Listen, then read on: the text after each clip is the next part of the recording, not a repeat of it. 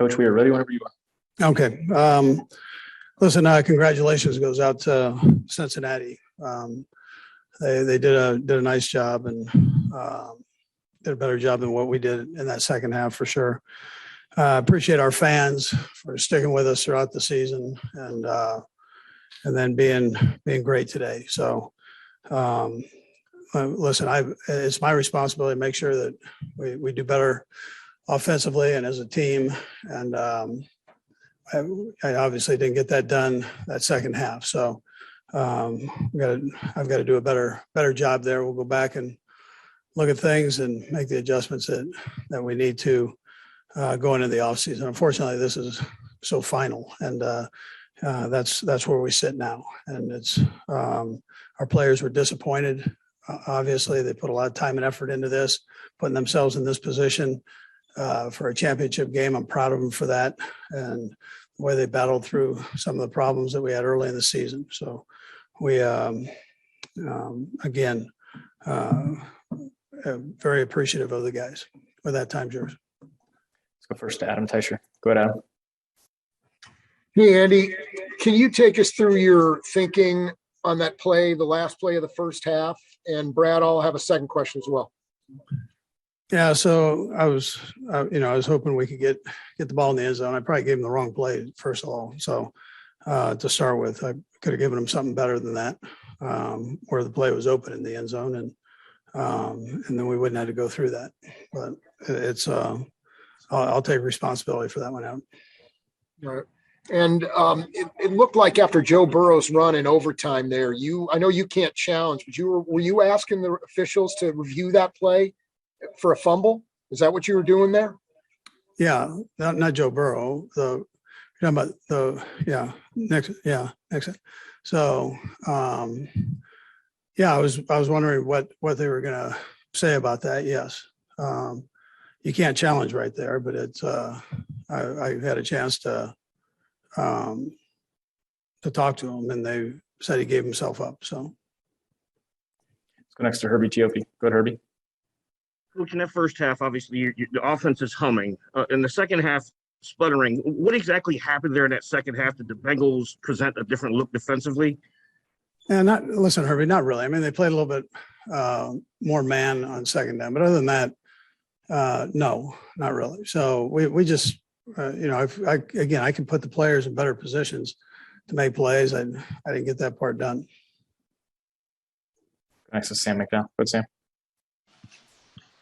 Hey, Andy. I wonder if you could share what you shared with the team at all after the game. Yeah, Sam. So, listen, I know it's disappointing and it's final. That's the unfortunate part of it. So when things are in a calmer state, we'll get together tomorrow for a team meeting. But I do appreciate the work in which each guy put in. So, and respect them for that, especially where we were early in the season. Let's go next to Pete Sweeney. Go ahead, Pete. Coach, it seemed like Patrick might have been pressing a little bit there in the second half, especially heading into overtime. Any rhyme or reason in your mind as to maybe why that turned up a little bit again? Yeah, listen, I mean, Patrick's a great player, so he was trying to make a play. And like I said, I've got to do a better job of giving him things that he can make plays with. So I can do a lot better in that area. Next to Nate Taylor. Go ahead, Nate. Andy, in the second half, you guys were within the 5-yard line. Can you just share with me what the thought process was, whether to try to end the game with the ball with the touchdown, or just what the thought process was of maybe passing the ball versus running the ball there? Yeah, well, we were trying to score, a touchdown. So any way we could score a touchdown, we were trying to score a touchdown. I mean, hindsight would tell you, well, the passes weren't working, so maybe you should have run it. But we were just trying to get the ball in the end zone so we could give them as little time as possible and score a touchdown. Got three more going right down the line, starting with Todd Lebo. Good, Todd. Hey, Coach, at the end of the first half, you mentioned the play call there, but how close was it to you guys just kicking the field goal there? It looked like Pat was lobbying for it. Were you 50-50? Yeah, we had enough time we had enough time for another play, but I've got to get one that's open in the end zone. So, yeah. go next to Todd Palmer. Go ahead, Todd. I'm just curious about the pass rush and Joe Burrow. You know, the Titans got 9 sacks. Chris Jones had Burrow dead to rights, but did you feel like you guys had more of an opportunity to get after him this game? And what role do you think that played in the final outcome? Yeah, so we did have opportunities. He got out of those, and you know, again, that happens. But they were holding extra people in too, as you saw, for protection purposes. We'll go last to Matt Derrick. But Matt. Hey, Coach, you know, there's been some statistics that kind of correlate that when Patrick is moving around a lot, that sometimes that's when he gets away from his best games.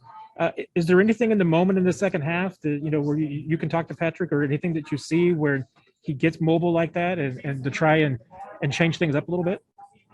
Yeah, listen, Matt, like I said, I could have given him other things to work with and better things. So I didn't. He was trying to move around like he does and make plays. He did, you know, that you never have to worry about that part. So, but I could have given him better plays to work with.